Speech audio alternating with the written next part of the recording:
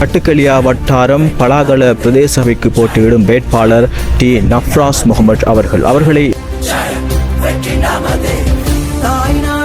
கலியாவ ஆரம்ப பாடசாலையில் பயின்று அதன் பின் ஜாயா முஸ்லிம் மகாவித்தியாலயத்தில் உயர்கல்வியை தொடர்ந்து அதன் பின் மொரட்டோவி பல்கலைக்கழகத்தின் தேசிய தொழில்நுட்பவியல் டிப்ளமா பாடநெறியை நிறைவு செய்துவிட்டு தற்போது இந்த அரசியல் பயணத்தில் காலடி எடுத்து வைத்துள்ளேன்.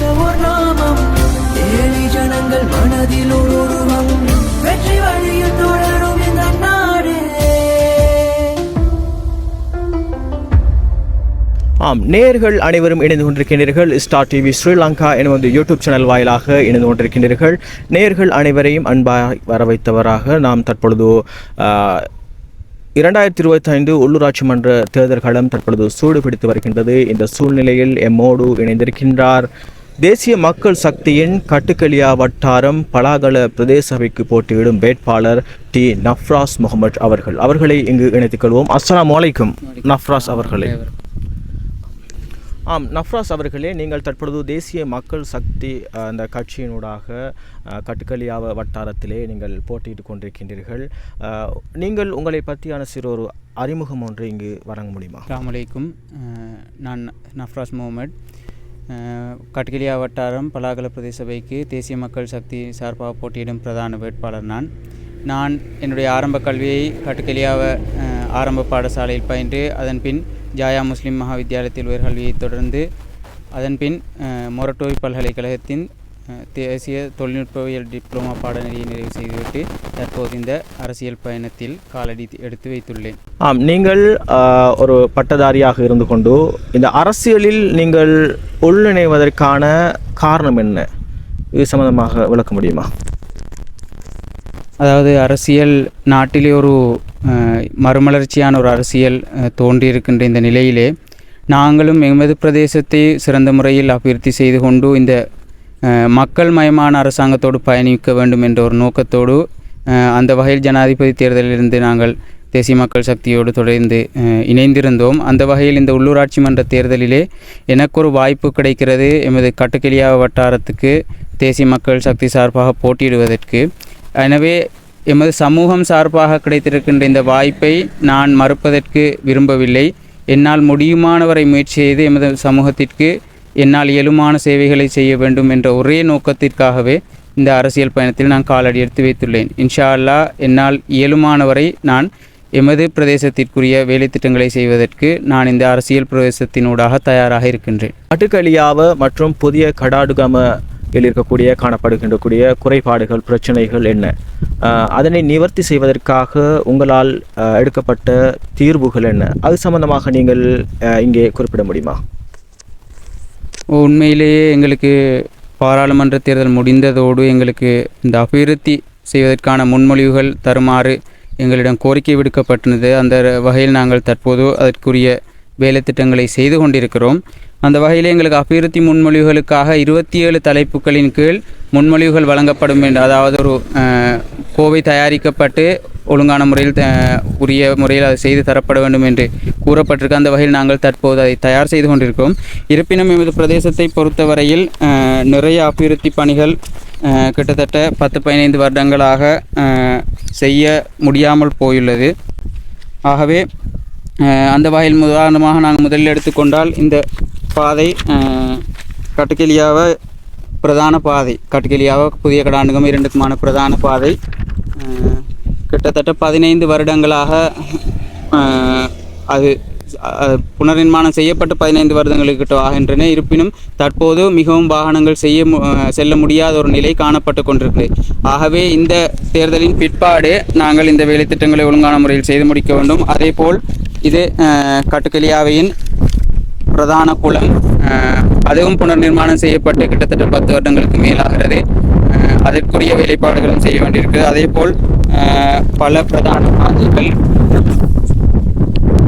இந்த பாதை அதாவது எங்களுடைய பிரதேசத்தில் காணப்படுகின்ற கிறிஸ்டியானி சர்ச்சுக்கு முன்னால் இருக்கக்கூடிய வடிகால் அமைப்பு சீரற்று காணப்படுகிறது. ஆகவே அதையும் நாங்கள் புனர்நிர்மாணம் செய்ய வேண்டும். அதேபோல் மேலும் பாதைகள் குன்றும் குழியுமாக காணப்படுகின்றது. அந்த பாதையும் நாங்கள் புனர்நிர்மாணம் செய்ய வேண்டும். அதேபோல் இதுவும் ஒரு பாதை எமது பிரதேசத்தில் உள்ள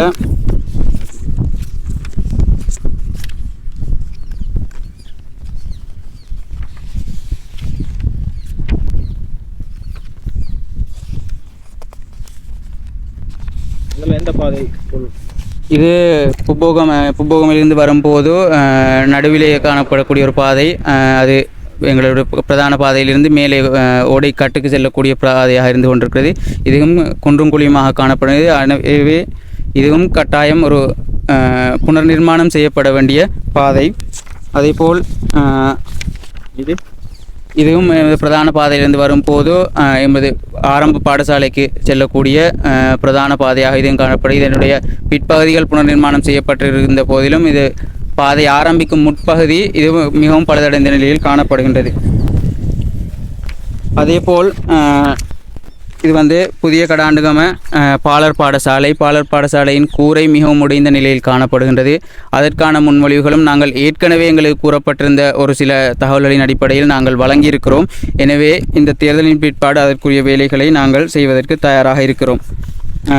அதேபோல் இது காட்டுக்கெளியாவ அதாவது கிராம சேவகர் காரியாலயம், அதாவது சேவா பிஎஸ் என்ற ஒரு பொதுவான காரியாலயம் எமக்கு இல்லை.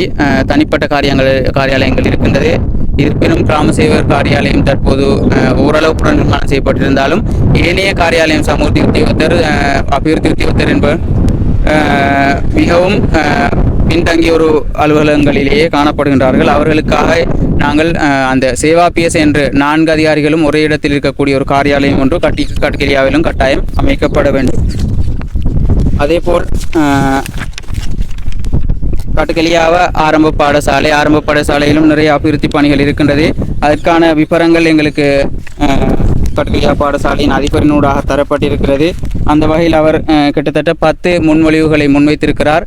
அதையும் நாங்கள் இன்ஷா அல்லாஹ் எங்களுடைய முன்மொழிவுகளிலே செயற்படுத்துவதற்கு நாங்கள் தயாராக இருக்கிறோம்.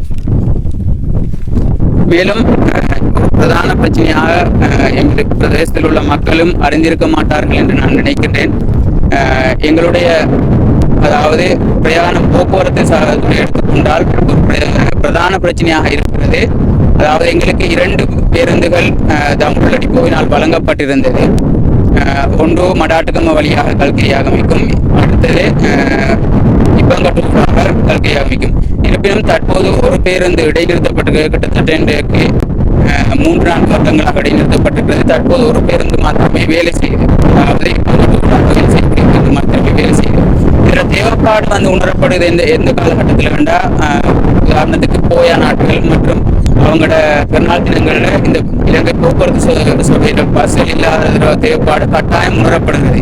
ஆகவே இது பிரதேச மக்களுக்கு இது ஒரு பெரிய குறையாக விளங்காவிட்டாலும் இதனுடைய தேவைப்பாடு அது போன்ற லீவு நாட்களை, விடுமுறை நாட்களிலேயே தெரிகிறது. இன்ஷா அல்லாஹ் இந்த தேர்தலின் பிற்பாடு அதற்கான ஒரு வேலை திட்டத்தையும் கட்டாயம் செய்து எமது பிரதேசத்திற்கு ஏற்கனவே இருந்த சேவையை மீள பெற்றுக்கொள்வதற்கு நாங்கள் நடவடிக்கை எடுக்க வேண்டும். இதே போல இன்னும் சிறந்த வடிகால் அமைப்பு வேலை திட்டங்கள், நீர்வளங்கள் வேலை திட்டங்கள், அதே போல் வீடற்றவர்களுக்கான வீட்டு வசதிகள் மற்றும் சுகாதாரம், இது போன்ற நிறைய அபிவிருத்தி பணிகள் எமது பிரதேசத்தில் முன்னெடுக்க வேண்டியுள்ளது. இன்ஷா அல்லாஹ் இவ்வாறான ஒரு கட்டத்திலேயே நான் இந்த தேர்தலில் போட்டியிட முன் வந்திருக்கிறேன். காரணம், இந்த அபிவிருத்தி பணிகளை செவ்வனே நிறைவு செய்ய வேண்டும் என்ற காரணத்திற்காக. நிகழ்ச்சியை நிறைவு செய்யும் நேரமும் நெருங்கிவிட்டது. இறுதியாக நீங்கள் என்ன கூற விரும்புகிறீர்கள் உங்களுடைய புதிய கடாடுகம மற்றும் கட்டுக்கெளியாவ மக்களுக்கு? அதாவது தேசிய மக்கள் சக்தி தற்பொழுது ஆளும் கட்சியாக இருந்து கொண்டிருக்கின்றது. இத்தருணத்தில் உங்களுடைய மக்களுக்கு நீங்கள் என்ன கூற விரும்புகின்றீர்கள் இறுதியாக? எமது பிரதேச மக்கள் இந்த தேர்தலிலே கட்டாயமாக சிந்திக்க வேண்டும். நான் இந்த தேர்தலிலே ஆரம்பத்தில் கூறியது போல போட்டியிடுவதற்கான காரணம் வேறு எந்த தனிப்பட்ட காரணங்களும் இல்லை. வேறு யாரையும் தோற்கடிக்கவும் இந்த தேர்தலில் நான் போட்டியிடவில்லை. நான் இந்த தேர்தலில் போட்டியிடுவதன் மிக முக்கிய காரணம், அரசாங்கம், எங்களுடைய தேசிய மக்கள் சக்தியின் அரசாங்கம் இருக்கின்ற இந்த நிலையிலே அவர்களூடாக எமது பிரதேசத்தின் அபிவிருத்தி பணிகளை நாங்கள் ஒழுங்கான முறையில் செய்து முடிக்க வேண்டும். இந்த தேர்தலில் வெற்றி பெறுவதனால் எனக்கு எந்த ஒரு லாபமும் கிடைக்கப் போவதில்லை. அதாவது எங்களுக்கு கிடைக்கக்கூடிய சம்பளம் பெரிய அளவு தொகையாக இல்லாவிட்டாலும், உதாரணத்திற்கு 17,500 தான் பிரதேச சபைக்கான சம்பளமாக இருக்கின்றது. அந்த தொகை கூட எங்களுக்கு கிடைக்க பெற மாட்டாது. எங்களுடைய எரிபொருள் செலவுகளுக்கு கூட எங்களுக்கு நிதிகள் தரப்பட மாட்டாது. இருப்பினும் இவை அனைத்தையும் அறிந்தே நான் இந்த தேர்தலில் போட்டியிடுகின்றேன். காரணம், எமது பிரதேசத்தின் இந்த அபிவிருத்தி பணிகள், நான் ஏற்கனவே கூறிய அபிவிருத்தி பணிகள் ஏராளம் காணப்படுகிறது. அதைகளை ஒழுங்கான முறையில் செய்து முடிக்க வேண்டும். ஆகவே நான் எமது பிரதேச மக்களிடம் மிகவும் தாழ்மையாக வேண்டிக் கொள்வது, இந்த தேர்தலில் கட்டாயம் எமக்கு வாக்களியுங்கள். நாம் இந்த சமூகத்திற்காக வேலை செய்வதற்காகவே இந்த தேர்தலில் முன்வந்திருக்கிறோம். ஆகவே நான் மீண்டும் மீண்டும் உங்களிடம் கேட்டுக்கொள்வது, கட்டாயம் எமக்கு வாக்களியுங்கள். இன்ஷா அல்லாஹ் எங்களால் முடிந்த இயலுமான சேவைகளை எமது பிரதேசத்திற்கு நாம் செய்வோம். நான் உறுப்பினராக தெரிவு செய்யப்பட்டாலோ அல்லது வேறொரு நபர் வந்தாலோ இதற்கு பிறகு, அதாவது மக்கள் மயமான ஒரு ஆட்சியே காணப்படும். காரணம், ஊரிலே கிராம சபை என்ற ஒரு அமைப்பு உருவாக்கப்பட்டிருக்கிறது. அதனூடாகவே முன்மொழிவுகள் எடுக்கப்படும், அபிவிருத்தி முன்மொழிவுகள் எடுக்கப்படும். அதே போல அந்த அபிவிருத்தி முன்மொழிவுகள் செயற்படுத்தப்படுவதும் அந்த கிராம சபையினாலே. ஆகவே இந்த கிராம சபை எதிர்வரும் காலங்களில் எமது பிரதேசத்தில் உள்ள அதிகாரிகளோடு தொடர்பு செய்யப்பட்டு அதனூடாக அபிவிருத்தி பணிகள் முன்னெடுக்கப்படும். எனவே உறுப்பினர் என்ற வகையில் எனக்கு தேவையான வேலை திட்டங்களை ஒருபோதும் இனிமேல் செய்ய முடியாது.